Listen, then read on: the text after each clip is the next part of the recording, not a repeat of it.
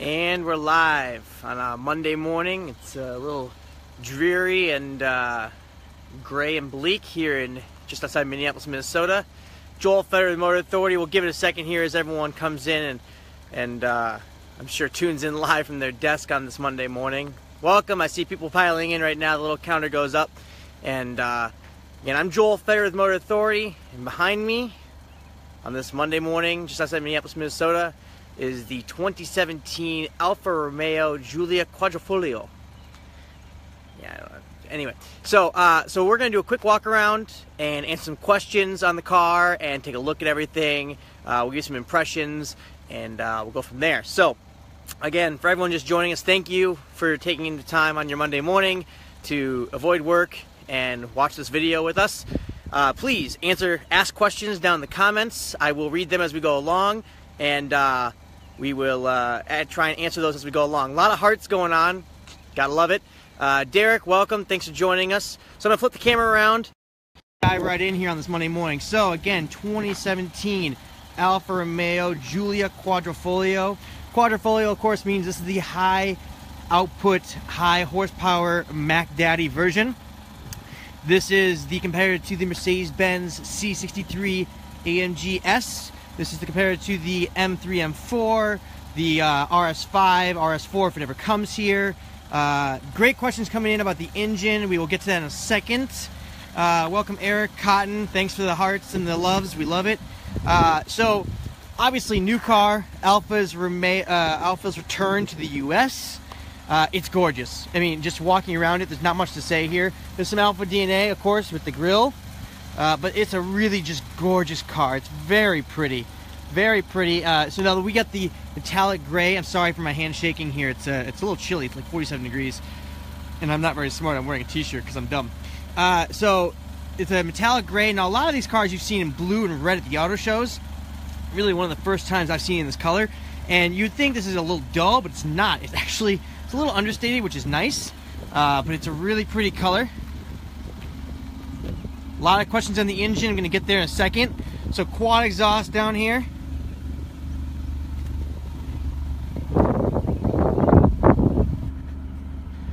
Carbon fiber lift spoiler. It's carbon fiber, real carbon fiber.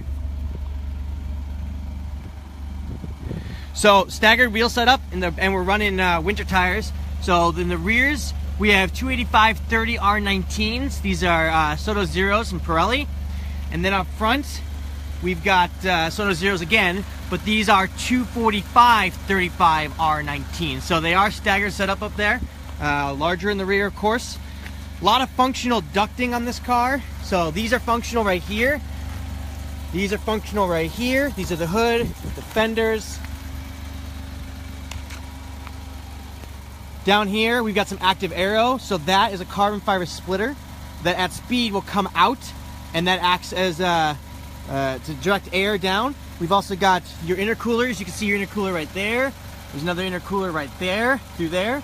That is your safety sensor for your crash prevention and all that. We also have lane departure warning, blind spot monitoring on this car as well. Of course, that's optional safety equipment, but it is here. LED daytime running lights, HID headlights, gorgeous wheels. So these brakes are drilled. So a lot of people are probably wondering what that is. So back in the day, Alfa Romeo wasn't doing so hot on the racetrack. Somebody slapped the clover on there because good luck, started winning. So now their high performance, high output versions have the clover for the Quadrifoglio. So there's that. So before we go inside, we'll get to the main event, the engine. Edward, we don't talk about farts here. All right, but welcome. Thanks for joining us. So under the hood, a ticking is the direct injection. So this is a V6, 9 degrees, as you can see.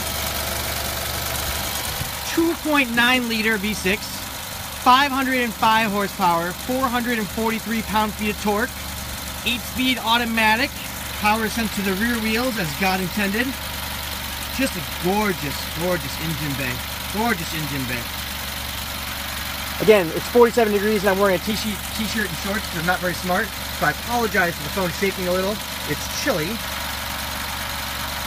I'm just gonna stand here and let you look at the, again, for everyone just joining us, 2.9 liter V6,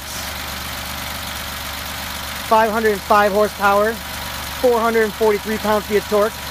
It's about 0 to 60, and I believe it's about 3.7 seconds. Of course, we're also running winter tires right now. It's cold, so we're not gonna do that, but twin turbo, Mohammed. Twin turbo. Twin turbo.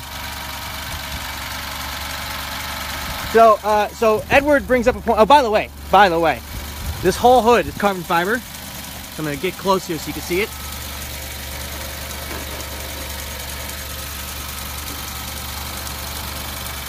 So all this carbon fiber, whole hood, very light. I mean, there's gas shocks here, but very light, carbon fiber. As I said, functional venting down here. So we're gonna go back here. So this is the exhaust, and by the way, we've also got more functional ducting back here in the rear wheels. You can see down here, you're not gonna be able to see down there, but you can see here, around the exhaust, this functional ducting. So this is the exhaust. So it sits here. It has a very, very unique exhaust note, and the reason is because basically what we've got here with this 2.9 liter V6 is two 3-cylinders joined together to make a V6. So it sounds very unique. Not good, not bad. Actually, it sounds great. I was not gonna say not good, not bad, but it just sounds unique, but it sounds really good. So now this is sitting here in just regular mode. This has dual mode exhaust. I'm gonna put it in race mode. Now it's got a lot louder. It just opened the baffles. Now we're in race mode. Again, you hear that off. Again, this is a 2.9 liter V6, but really what it is it's two 3-cylinders joined together, giving it 505 horsepower, 443 pound-feet of torque to the rear wheels, and the reason it's going is it's two 3-cylinders making that V6. This isn't, a lot of V6s are just 6 cylinders, right? This is two 3-cylinders joined together. In the same way that a W12 for Bentley is two 6-cylinders, this is two 3-cylinders. Again, this is race mode. Now, of course, I assume you want me to rev it up. You want me some revs, right? We want revs? Let me see some thumbs up for some revs. Thumbs up? Revs? You want to hear it? Oh, you don't want to hear it? No one wants to hear it rev up? We don't have to rev it. I'm willing to rev it if you'd like. Oh, look, there's a bunch of thumbs. I suppose we should rev it then. Okay, you've got me. You convinced me. Now remember, I'm alone, so we're gonna have to rev it from inside the car. Okay, so what we're gonna do, Edward, I'm gonna give you some of that. Okay, so first off, we're gonna turn the car off real quick so it stops beeping at me. Okay, so what we're gonna do is, I gotta shut the door so it'll put the seat back up. Talk about that in a second. All right, so right now we're in, so DNA, right? This is their drive modes. I'm gonna get to rev it, but I wanna explain what we're doing here. Chris Mitchell, welcome, thanks for joining us. I know it's early for you. So we're gonna talk about the drive modes here before I rev it so you understand the differences. So everyone has drive modes. Theirs are DNA, dynamic, natural, all-weather, race. So Francisco, I am willing to leave my phone on the ground for you outside, but I want to go through this real quick. That's actually not a bad idea. So, the all-weather, A, that's for snow, rain, slick surfaces. Then we've got N for natural. That's what you're going to drive in daily. You got D for dynamic. That's what you're going to do when you really want to amp things up a little.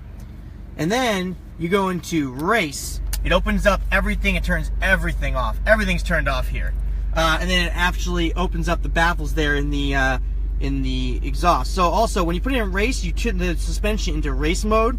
And what that does is, it doesn't lower it, but it really firms up the shocks. Now, we've done this, and so race mode obviously turns all the safety systems off, but it also does the exhaust out there, and it opens it up. this makes it really pretty bad on the road. It's pretty firm. So, Chris, you're such a sweet boy.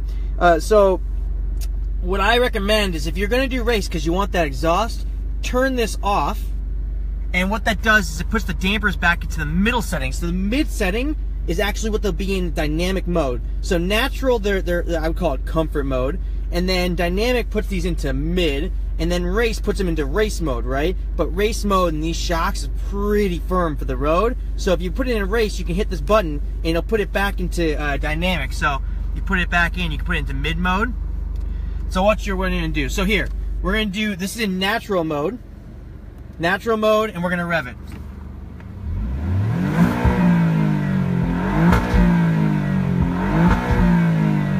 Okay, so that's in natural mode, right? Now we're going to go into race mode. Okay, now we're going to race mode, and we're going to rev it. Now the baffles are open for the exhaust.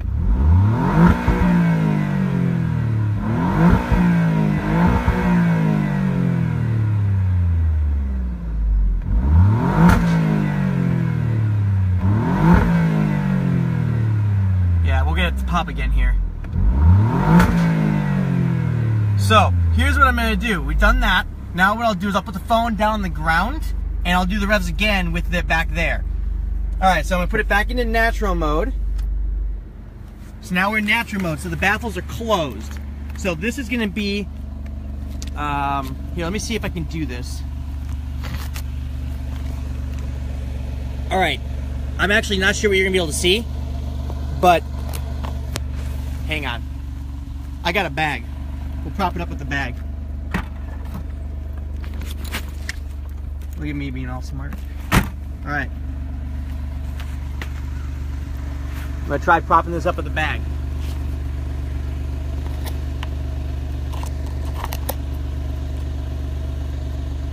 Alright. So now we're in regular, normal mode. I'm going to rev it up for you.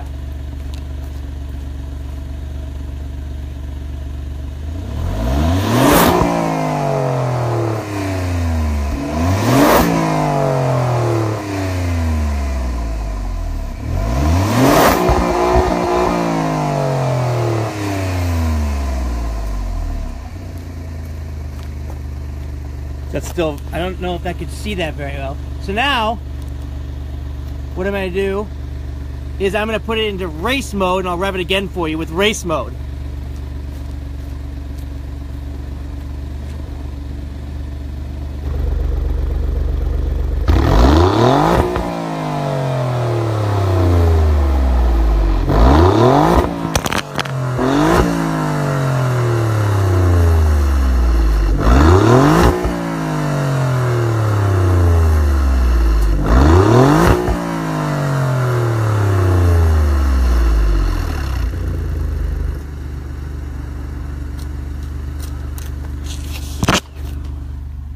And of course the phone fell down. Sorry about that. Phone fell down. So the phone fell down. Apologize about that. But you still heard it, which is obviously the point. I was trying to do my best. So here we go. Funny stuff, right? So here, hang on. I'm gonna clean the screen for you. Hang on. All right, I think that's better. Okay. All right, so here we go. So that was the exhaust, race mode, normal mode, all that stuff. So let's talk a little again about we got some more people here. So engine again that we just heard. 2.9 liter V6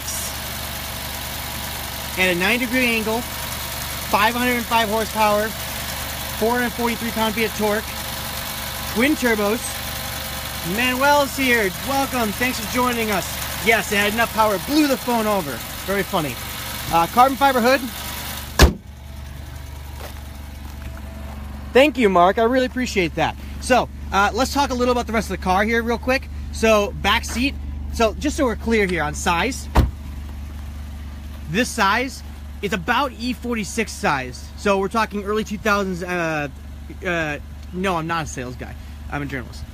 So, we're talking early 2000s BMW 3 Series. So, this is smaller than a current 3 Series, significantly. The rear seat is big enough. So back here I've got two car seats. This is a 5-point harness booster seat, high back booster seat for my daughter who's 3, and that is a rear facing car seat for my son who's 1. So, as you can see, I'm 5'10", that's where I sit. You can see there's enough room back here, I can sit behind myself. The door opening isn't very large, so getting in and out, it's a little tight. This is a true sports sedan. It is definitely smaller than the 3 Series, which has grown significantly over the years. We're about the size of a 3 Series from about 12 to 13 years ago. Inside the front, oh, by the way, I love these sill extensions down here. Yes, Justin, it really is E46 size, so it really is kind of amazing. They just don't make cars like this. It's very tidy, compact dimensions, and it's really just perfect. Getting a lot of questions on pricing. 70,000. So this is the Giulia Quadrifoglio. This is the M3 competitor. Starts at 70 grand. As this one sits right here, it's 77.